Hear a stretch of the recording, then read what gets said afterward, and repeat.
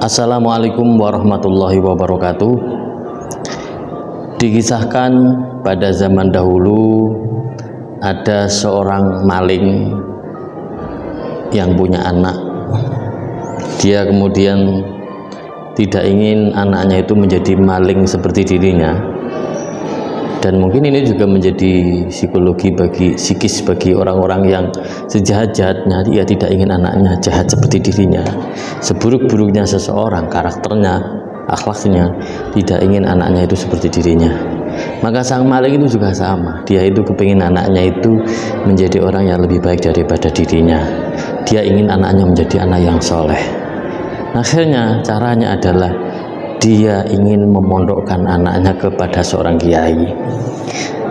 Dia kemudian berangkat menuju ke pesantren, menemui sang kiai, dan anaknya kemudian dititipkan untuk mondok di pesantren itu. Sebelum dia pulang, dia berpesan kepada anaknya agar manut opo jare kiai. Kemudian sang anak pun kemudian dimasukkan ke pesantren, dan dia khusus diberi hak istimewa menjadi santri dalam. Ia mengikuti apa saja yang diperintahkan oleh kiai, dari mencuci piring, mencuci pakaian, bersihkan jeding, dan lain sebagainya. Dia lakoni dengan sabar karena sesuai dengan perintah amanat dari bapaknya tadi untuk manut apa jari kiai.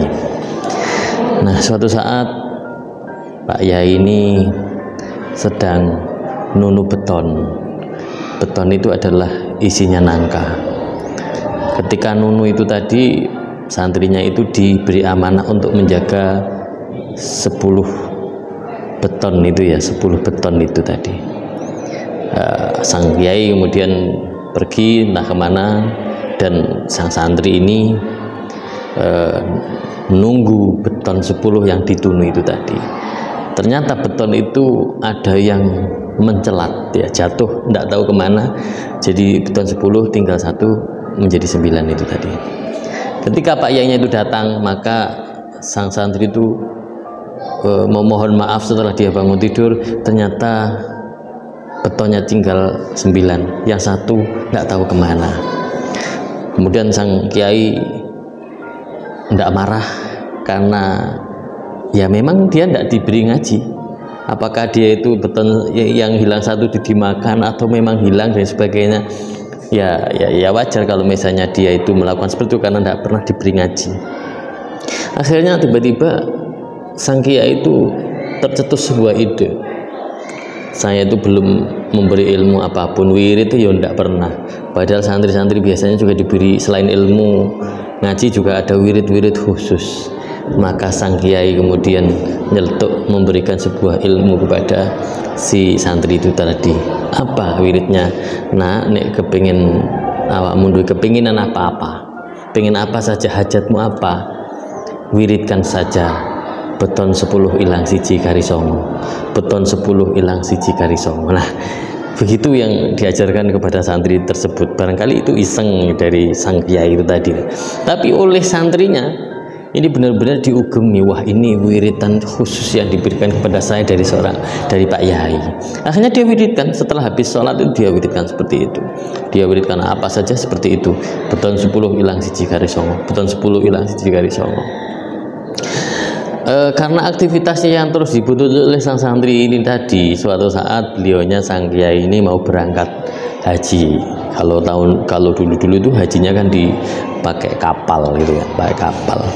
Nah, kalau mau haji jelas dia ini harus membuat siasat agar sang santri itu tidak ikut. Ya karena kan harus membiayai dirinya. Maka suatu saat ketika sang santri itu tertidur, maka berangkatlah Pak Yai ini menuju ke kapal, dan berangkatlah kapal itu menuju ke Mekah. Sang santri terbangun dan mendapati kiainya tidak ada di tempat itu. Dicari kemana-mana tidak ketemu. Ternyata diberitahu oleh seseorang bahwa Pak Yainya ini sedang berangkat haji. Akhirnya apa? Sang santri begitu sedih, ya begitu sedih karena kehilangan kiainya. Maka dia kemudian berangkat menuju ke sebuah pantai, ke pelabuhan, dan sang santri itu melihat kapal sudah menengah di samudra, gitu kan, di tengah-tengah samudra, di tengah-tengah laut. Nah, sang santri kemudian teringat dengan dawuhnya kiainya tadi, bahwa kalau kepingin punya hajat, pengen duwe karep opo-opo, diwirid saja, beton 10 ilang siji kari songo, beton 10 ilang siji kari songo. Akhirnya betul-betul sang santri ini kemudian wirid beton 10 ilang siji kari songo, beton 10 ilang siji kari songo, diwiridkan agar bisa nyusul ke kiainya yang sudah berada di tengah-tengah samudra dengan kapalnya itu tadi. Akhirnya sang santri tiba-tiba diberi oleh Allah keistimewaan, dia bisa berjalan di atas air, menuju ke kapalnya Pak Yainya itu tadi.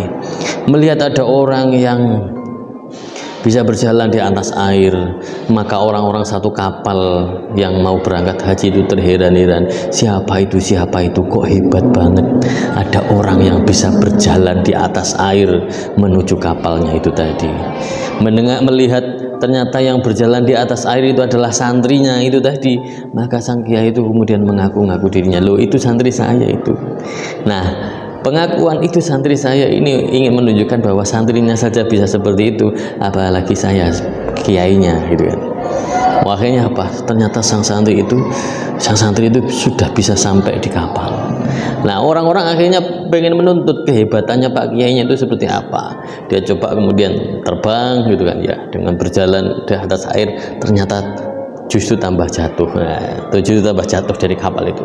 Kemudian dia ditolong dan kemudian naik kapal, dan singkat cerita beliaunya akhirnya bersama santrinya haji, dan kemudian pulang. Sang santri kemudian menjadi seorang tokoh besar yang ada di daerahnya ini tadi. Cerita ini menandaskan, kita bisa memetik sebuah moral bahwa satu, maling tadi punya anak dan kepingin anaknya itu menjadi baik, lebih baik daripada dirinya. Itu adalah sebuah perbuatan yang bagus. Jangan sampai anaknya itu lebih buruk daripada dirinya. Solusinya adalah dipondokkan. Berguru, pesannya juga sangat bagus sekali, manut opo jari kiai. Orang yang manut kepada kiai maka akan jadi, ya, karena ada ridho dari guru, dan ridhonya guru adalah ridhonya Allah, ya kan. Dan santri tadi manut, diberi wirid juga manut, diberi ini manut, karena dengan manutnya seorang santri kepada kiainya, kepada gurunya, itu akan diberikan oleh Allah keberkahan, diberikan oleh Allah anugerah-anugerah tidak disangka-sangka. Tidak tahu anugerahnya seperti apa, dan mungkin salah satu anugerah yang diberikan Allah kepada si santri itu adalah bisa berjalan di atas air, ya. Dan pesan moral berikutnya adalah, walaupun statusnya kiai statusnya guru santri, mohon maaf ya, walaupun statusnya adalah seorang guru atau kiai, tetapi hak prerogatif, keistimewaan pemberian anugerah itu bukan kepada gurunya, bukan pada gurunya, tetapi memang Allah yang memberi, karena sang santri telah patuh kepada kiainya.